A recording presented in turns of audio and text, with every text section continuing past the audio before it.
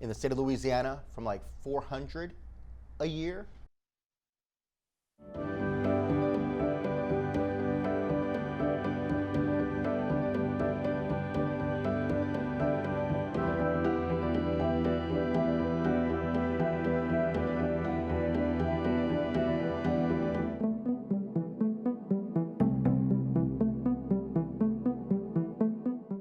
Hi, I'm Janet Gross. Welcome to Coping Today, a place where we highlight mental health issues that many of us face. And as always, Dr. Roy Salgado, professor of counseling and behavioral sciences at the University of Holy Cross, joins us to talk about these things. And today, Dr. Roy, we're talking about gaslighting. Yes. A lot of people know that from either, they've seen the movie, right, or it's happened to them or a friend of theirs, and it's not nice. It's not nice, and it's quite prevalent, actually, and just, you mentioned the movie. Back in the 1940s, there was a movie called Gaslight. Gaslighting comes from that movie, whereby there was a partner, and this interesting dynamic between two individuals was turning off and turning on this gaslight, making their partner think that they were imagining things, that thinking that it was on when it was off or off when it was on, and really working to make this person think that they were losing their mind. And so that tactic doesn't only happen in the movies. It's something that, a technique and a tactic that some people quite nefariously use. Some do it very intentionally, some not so intentionally, depending on what type of mind they may have. They may not necessarily be aware that they're doing this, but nevertheless, it happens quite frequently. So much so that it's actually now a term in Webster's dictionary. Yeah, wasn't it like the word of the year? It was the word of the year. It was. Yes, it made it to be the word of the year. Yeah, I know. I was talking to somebody, they said, I don't think young people know what gaslight is. Are you kidding me? Of course they do, because now it, even without the movie, right? They know. They may not even know about the gaslight dimming, and that was the clue to what was something bad was happening, but, they know. They know because they experience it. They may have someone in their life that is either doing it to them, or they know of someone that has experienced being gaslit by someone else. And so what does that look like? It's a person making someone else think that something was said or not said, something took place or didn't take place, for the purpose of having that person doubt their own experience, doubt their knowledge, doubt themselves. And when someone starts to doubt themselves, they're a lot more, it's easier to control. Yeah, it's more vulnerable. More vulnerable and easier to control. And so the purpose of gaslighting is to control someone else, to dominate them in such a way that if you dominate a person's mind, if they're not sure of their own reality, if they question their own experience, then that person is more susceptible to whatever it is that the aggressor is saying and doing. And sometimes it's not for any other purpose than to gain that control, right? It doesn't have to be because I want your money, or what I want something else from you. I want you. I want to control you. And this is very common in domestic violence situations. There are different types of domestic violence. There's the type that we know that's very physical in nature, where you have one partner that physically assaults another partner or sexually assaults another partner. But there's also psychological domestic violence, where it's emotional abuse, psychological abuse. Maybe they don't lay a hand on you. Maybe they don't attack you physically, but they attack you emotionally and psychologically. And getting you to doubt yourself and to doubt your experiences is a tactic that is often used by perpetrators in a domestic violence situation. And sometimes it's to the point where the victim is afraid to tell anybody because they think they're losing it, Because how do you prove this? Yeah. How do you prove something subjective, something abstract? If you yourself question it, what is the likelihood that someone else would also question it? It's like, well, why would they do that? Why would that be happening? It's like, are you sure? And then you have others that perhaps are contributing unwittingly to questioning whether, in fact, what they're experiencing is accurate. Is the gaslighter, are they often charismatic? I mean, are they often, so they can put on a pretty good front? Yes, and that charisma, that charismatic front that they put on is a very specific criteria for a person with antisocial personality disorder or perhaps some sort of sociopathic or psychopathic tendencies. So they may have that personality disorder. Oftentimes a person with a personality disorder is someone who has the skill set to be able to manipulate situations in such a way that the survivor of gaslighting, as well as those around them, question or don't question what the perpetrator is doing.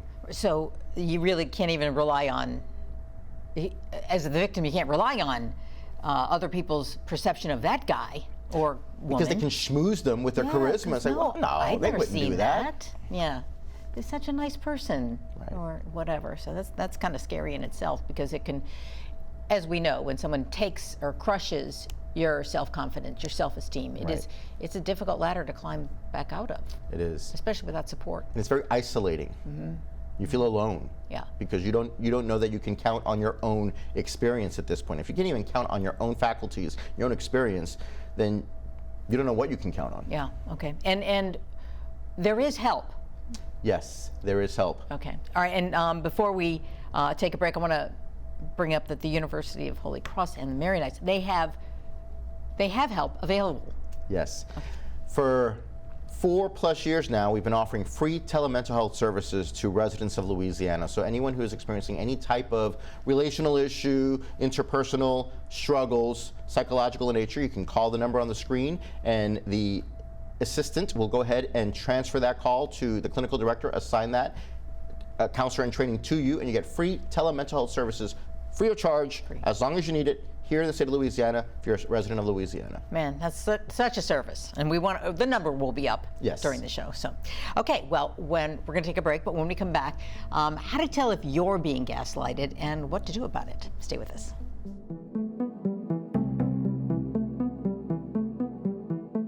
Women know how to get things done. Invest in women and girls, and they will do the rest. Join us at care.org/women-know-how.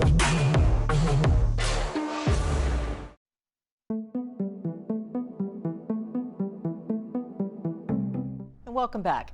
Talking about gaslighting, mental manipulation that can be so destructive. We're joined now by licensed professional counselor, Dr. Anna Rivera. Thank you for being here. Thank you. And we want to talk about the signs of gaslighting, how you know, is this happening to you? Yes, certainly. So the gaslighter will use several tactics, manipulative tactics, to confuse their victim. And this is done over a period of time. And to where the victim will eventually lose their sense of reality and even their self-worth, which is when it can become just conflictive for their mental health. And so in just a general sense, I can tell you what those tactics are, and if you like, I can go deeper into that a little bit later. But so you have, the denial of reality, minimizing, the twisting of narratives, projecting, isolating the victim, gaslighting by proxy, constantly criticizing. Gaslighting by proxy. Let's talk about a couple. Yes. So that's like you have a or you just convince other people to help you. So the gaslighter, you need to keep in mind that they're master manipulators. They're not just trying to manipulate you.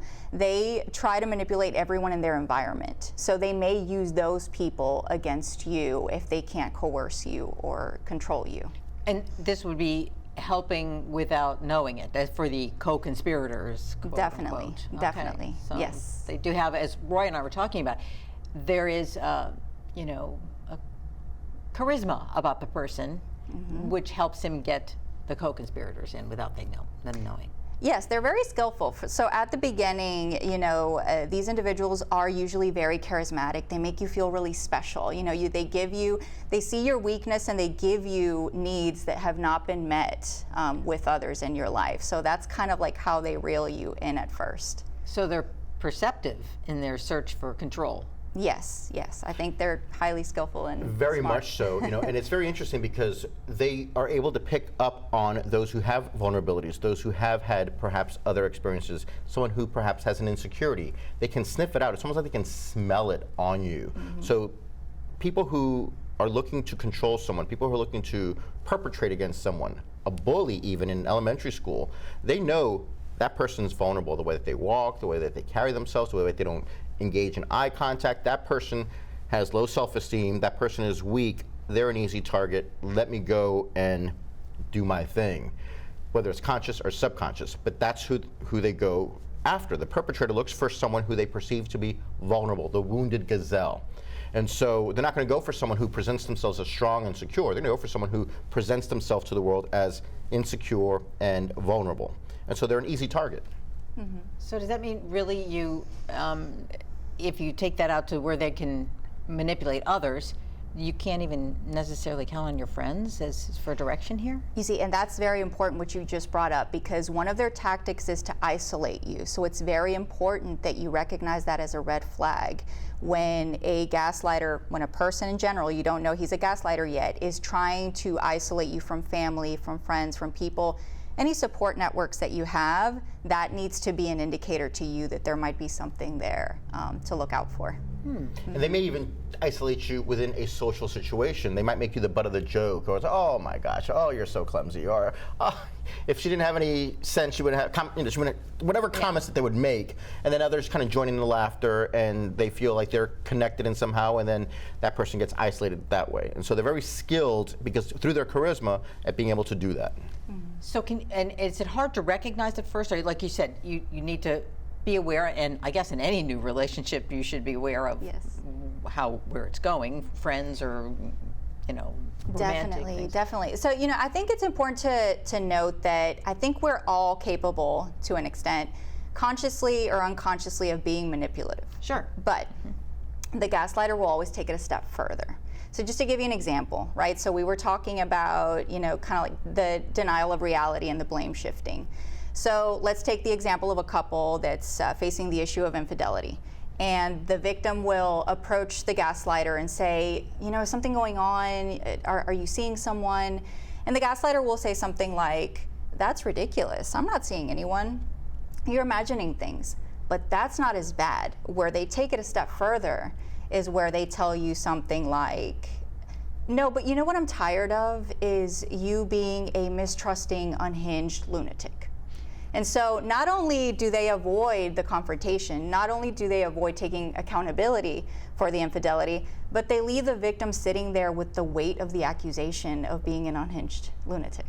So that's an example. Wow. And there's some other stuff, like initially it was all great, great, great, so they do have respect for this person, right? So they might think, am I? Is that what you're saying? At some point it becomes that when they accuse you of being an unhinged lunatic, you're sitting there going, am I? Yeah, because then other stuff starts happening, right? Yeah. So taking it to the blame shifting, right? Let's keep with that example. So let's say that the victim has a picture, a recording, just evidence that he or she is cheating, right? And in that case, the gaslighter will say something like, well, you've been working long hours, I've been lonely, I feel neglected, so I cheated, but it's your fault that I cheated. So they always have a way of turning it back on you. And just with those examples that we just talked about, you can see how over a period of time, it can be so damaging to a victim to never get an apology, to never have the gaslighter confront their accountability. And then on top of that, to throw it on you and claim that you're at fault for their negative behavior. Like, that's very devastating over time. Wow. Yeah. So when we were talking off air, when this whole, any relationship starts, the victim is made to feel so special. So cared for and loved and just wonderful, and that's what draws you in. Love bombing, I think, is what. But then it turns into something else. Then it turns into something else. But you were speaking earlier about how they do target people that are highly sensitive, very empathic individuals, that maybe by that point they've normalized this sort of behavior because it's happened in their families before. And so it's very easy to make that person a target because they need so much. They've been deprived of so much already, that when you make them feel like the center of the world, you make them feel so special, later on, this person kind of doesn't recognize or doesn't want to see as well. Because no, when I met him, he was so wonderful. He made me feel great. You know, I was so important to him. And so you kind of keep staying yourself in that form of denial. But meanwhile, they're also using all these other tactics, you know, to. And that form of denial is easy to fall into that trap when you have certain needs in your life that weren't met by a caregiver, by someone earlier in your life, and then that perpetrator is able to pick up on that. It's like, oh, they are missing this. They're missing this need. So let me go ahead and fill that need. I'll step into that void and offer them what they need, whether it's security, safety, shelter, food, whatever it may be. They offer that basic need, and then the bond develops. There's that bond that develops with the survivor and the perpetrator. And then once that happens, once you have that psychological connection, it's very difficult to break away from it if you have now trusted that person because they have love bombed you and they've created the conditions for you to bond with them. To unbond is a challenge emotionally and psychologically, and now they're in. And then they switch, and then they do whatever it is that they do to start manipulating you and make you question your reality. So why would you stay? What is that bond that makes you stay then with someone who is? You know, I think especially in the later phases of being with an individual like this, you know, at that point, you've been so deprived of affection and validation that you've gotten accustomed on living on crumbs of that. So you'll do anything to make it stop. You know, one of I think the ultimate measures, I think, of the gaslighter is to withhold affection and validation, because when they do that, they start giving you the silent treatment, the cold shoulder. And at that point, the victim will do anything to make it stop. So I'm going to put my head down. I'm going to put aside my feelings. And sadly, I'm going to comply with what the gaslighter wants. Wow. And that's exactly what he wants. Yeah. That's exactly what he wants. It's more. You know, when we were talking, I heard it described as mental malware, where they put something in your brain and it just, you know, short circuits the reasonability, or you know, your reason and your wait.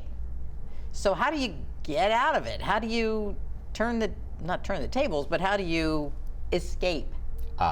Great question. Being aware, because you're not aware as the survivor of this tactic. You're not necessarily aware because you're invested, you're connected emotionally, psychologically, because it's not necessarily a physical thing that's happening. It's not like physical assault where you can feel that pain, or sexual assault where you're aware of something that's happening that's not wanted. This is so abstract and subtle and nuanced that, well, it's not that big of a deal. And then you yourself, independent of what they may or may not do, you yourself brush it off. You yourself push it aside because what you did receive, the positive, good attention that you received, is so good or good enough that you want more of that. And you're going to stay with the bad things because along with it, well, I'll take the good with the bad, or you take the bad with the good. And so you kind of start rationalizing yourself, because if I want this, I'm going to just accept this as well, because it's better to have this with this, the bad with the good, than not have the good at all. And so a person has to be aware that that's not a way to operate, that you can be in a relationship, you can be in a situation where you're not being manipulated by a person in this way. Is that hard to just say that this isn't love? I mean, don't you need, I would need friends, I would need somebody, or I might, you know, somebody else to go, yeah, what are you doing here? You can get out of this. This is not right. But it or she has alienated your friends. Right. You know, in those situations, whenever I've had a client that's confronting this issue, you know, you immediately notice as well that their self-esteem has been corroded. You know, their confidence is just not there. But when they're still really good about empathizing with other people's experiences. And so I will ask them to look at that situation from a different perspective. If your best friend, right, came to you and said that this was happening in their relationship, what would your reaction be? Be like, no, this is nonsensical. You know, this is crazy. You should not allow this in your life. You know, you deserve better than this. So why don't you have that compassion with yourself? You know, why don't you feel deserving of someone who doesn't feel like they need to do this to you, to have you? Yeah. You know, and to that point, it's important to be able to look at other dynamics outside of yourself within the dynamic which you find yourself. Then when you see that other people don't operate that way, it's like, I'm noticing other people don't operate this way, yet in this dynamic, the one in which I find myself, it's happening. And it's a lot easier when you are able to objectively look at something else in an intellectual, cognitive way and be objective in that way, as opposed to something that you're experiencing and feeling affectively. It's the emotional connection that makes it, that clouds things. When you're able to see something objectively as a third-party observer in terms of how other dynamics are, people can bring that to your attention, and then maybe you bring it to your own attention and work to disconnect and put aside a toxic relationship in which someone is gaslighting you. Is this something that normally goes on until the gaslighter just gets tired of it? Or can it be the lifestyle of a couple or a family? I think it can happen, those both scenarios. Like, many of these scenarios can happen. I have had clients who decide ultimately to continue to stay in a relationship where they will be gaslit, and and that's for whatever reasons they decide to stay, right? What you can work on is, well, how can you manage? How can you have coping mechanisms to manage with what the gaslighter brings? But I do note with those clients, look, this is not going to change, probably. You're going to actively have to learn other coping mechanisms, because the gaslighter is very smart. Like, they will catch on, if you're trying to manage, if you're trying to not feel so affected by their gaslighting. What they want is your reaction. What they want is for you to be devastated by what they do to you. So it's a long time journey that you have to take on. So can you be assured that this is not real love? This is not the way it's supposed to be.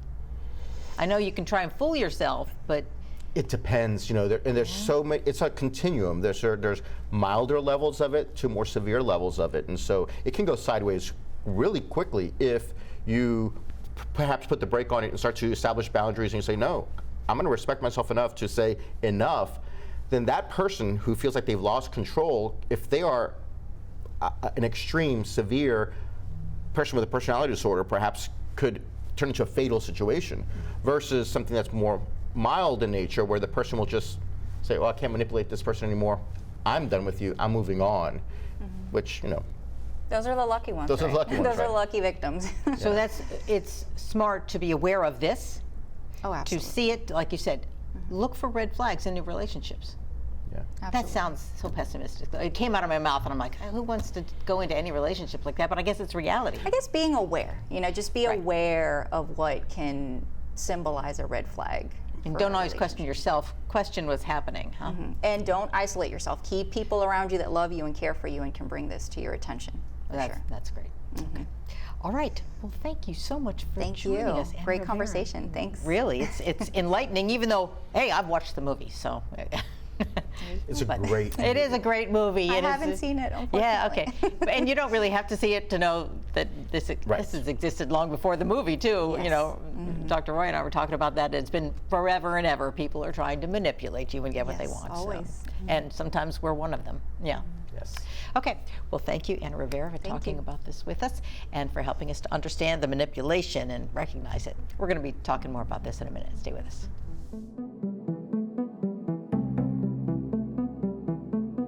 Is it okay to call you Mom? Of course you can.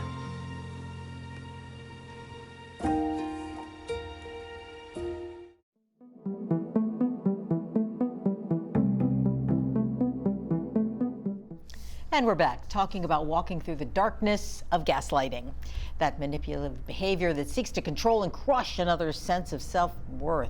It's horrible. It's, all the things we've been talking about in the show are just, yeah, I've seen it. I've seen it happen to other people. Right. And for some reason, sometimes people keep it a secret, try to keep it a secret that it's happening to them. Because you're not even aware that it's happening initially. We all second guess ourselves from time to time, like, oh, did I do that? I thought I turned off the iron, or I thought I turned off the stove, and did I leave the light on? Let me double check that, because we can experience that. We know that those things happen in terms of having a gas light on or off, or a stove on or off, or iron on or off. Because of that experience, when somebody says something like, no, that's not true, that didn't happen that way, it's like, oh, okay, well, maybe that's true. And so we don't think of it initially.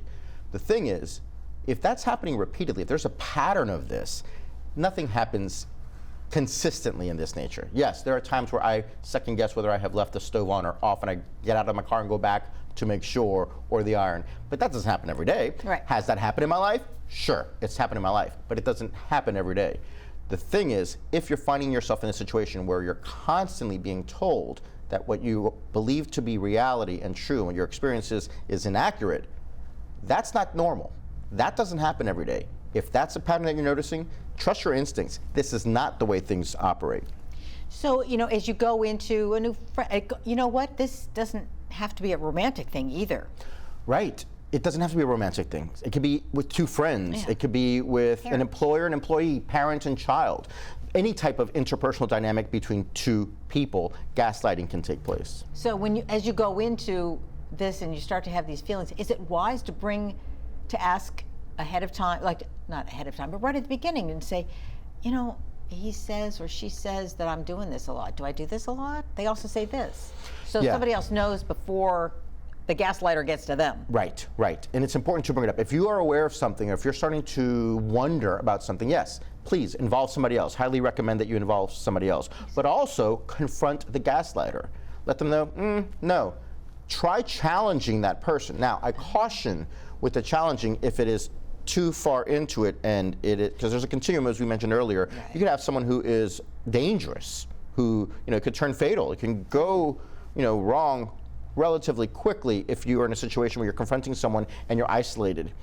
If you're going to confront someone, it's important that you do so in a very safe manner for yourself, so that you can create that boundary and know that that they know that you're aware that something's happening. So somebody else is watching. Right. So, and that might be enough to just have them move on to another target. Or Right, something. and they do, because they're cowards. They're cowards. They don't want to be challenged. They want something that they can control and manipulate. If it becomes a challenge, then they move on to something else. Okay. Any tips before we go? Well, trust your instincts. So if you feel that this is happening, be aware of that. Validate your feelings. Your feelings are communicating something to you. Listen to what they say. Check for denial or avoidance in the perpetrator. Be aware of the trivializing things that you say or do. Notice the blame shifting. Watch for isolation. Monitor your self-esteem and set that boundaries. It's clearly important to set boundaries with anyone that you come in contact with, in particular someone who's gaslighting you. Boundaries to protect yourself. To protect yourself. Say. That's self-respect, and say, nope, up to that point, no more. I love myself and respect myself enough to not permit you to treat me this way. Okay, I love that. That's standing up for yourself and probably for others. If Yes. Anything. All right. Well, thank you, Dr. Roy Salgado, as always, and our guest today, Dr. Anna Rivera, and of course, all of your colleagues at the University of Holy Cross. We thank them too. And thank you for watching and for being a part of Coping Today.